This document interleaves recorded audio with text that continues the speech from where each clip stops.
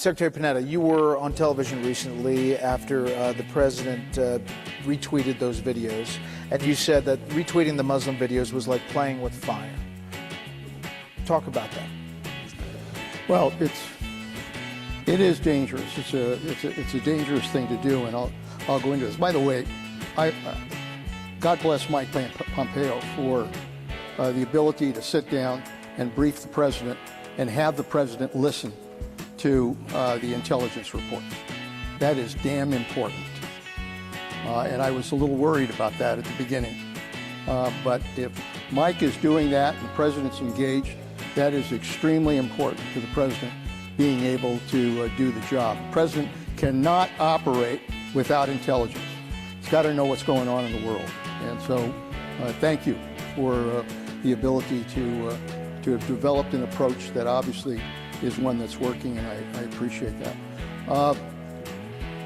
The problem of dealing, of suddenly tweeting an anti-Muslim video like that is that once it goes out,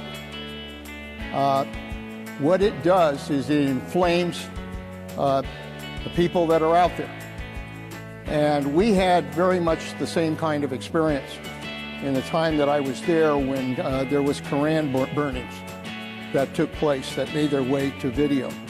And when those Koran burnings go out in a video, it resulted in several demonstrations taking place at various embassies. And the problem is that lives can be jeopardized. So I just think it's really important that the president understand. And I'm not sure he fully understood maybe the implications of what he was doing. But it is clear that it's not something he should do, because when you do that, when you tweet something like that out there, you don't know what the consequences are going to be. And the consequences could involve lives. So better not to do that. And I hope he'll refrain from doing that in the future. Twitter makes your job harder. We use Twitter for lots of things in the intelligence community. There are days we have good days, and there's days that we use it in ways. I mean, right? Social media more broadly. Go ahead. I know what question you're going to ask. One account on Twitter makes your job harder. Oh, I don't know that that's the case. I've actually seen it help us. I have seen things the president has put on his Twitter account actually have a real-world impact on our capacity to understand what's going on in other places of the world. That is, our adversaries responded to those tweets in ways that were helpful to us to understand command and control issues, who's listening to what messages, how those messages are resonating around the world. My son knows my views on social media. It is not an unambiguous good. And maybe that's enough. But you want to, yeah, sure. How about just react to Secretary Panetta about the specific, the playing fire? I don't have much to add. The president, in my experience, when we talk with the president about the threats from radical Islamic terrorism, understands that it is incredibly important that we address the malign behavior in a way that reflects on opportunities to make Americans safer. End of story. Go ahead.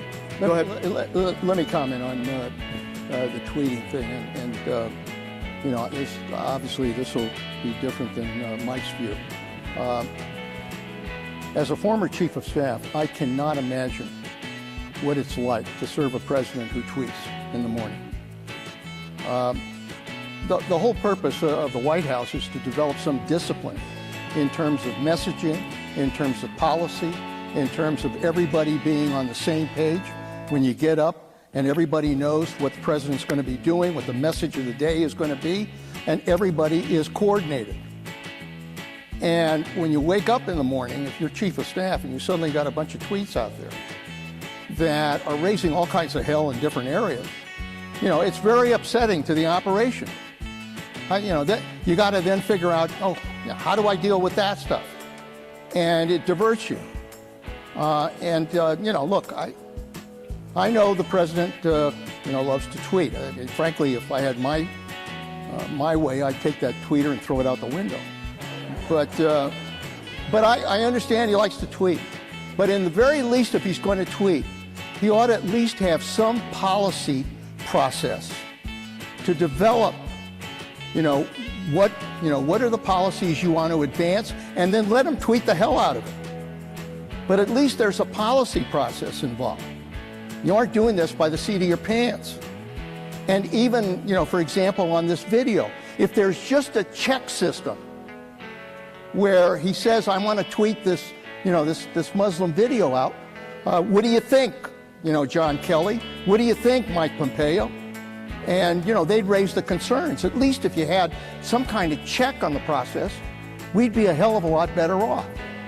So I express the concern of how do you develop discipline, chain of command, a rational policy process in the White House when you've got somebody who loves to tweet, gets up at 5 o'clock in the morning and says whatever the hell he wants to say. It just raises a little bit of concern about stability. Yeah, Leon's correct. We do have a different view. I'm sure.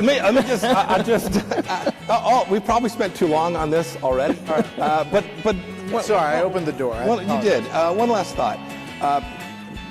I think Secretary Bennett correctly said that the world is more dangerous today. We have more flashpoints. Those all pre-existed January 20th of this year. So message discipline, as you referred to it, got us to those places. I'll leave it with that. Right? I mean, what I mean by that is we should not over-attribute the place we find ourselves in the world today to things that may or may not have as much impact as folks like to suggest sometimes.